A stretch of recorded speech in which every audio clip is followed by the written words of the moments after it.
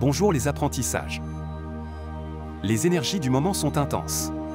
Elles nous invitent à explorer nos zones d'ombre, celles qui sont inconfortables et qui nous confrontent à nos valeurs profondes, à notre âme et à notre esprit. Cette exploration nous conduit au soi, le silence omniscient intérieur. Observez comment votre ego juge et vous manipule à travers les reflets que votre univers vous renvoie. Ce qui est projeté devant vous est le résultat de la somme de vos pensées, les moi, mémoire omnisciente intérieure.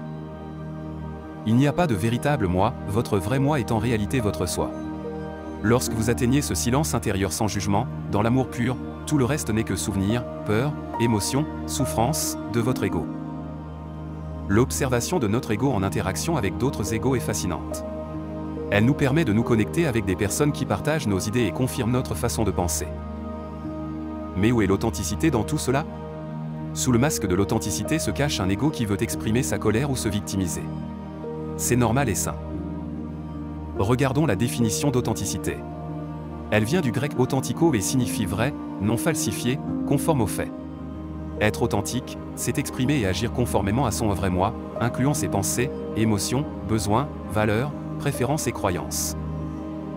Cependant, notre vrai moi est une couche de notre ego qui s'exprime. L'ego n'est pas mauvais, il a besoin de verbaliser ses blessures pour s'en libérer.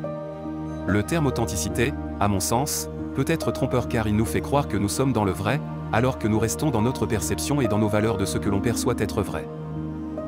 Le mot qui me semble le plus juste est la sincérité, car il signifie exprimer avec franchise ce que l'on pense.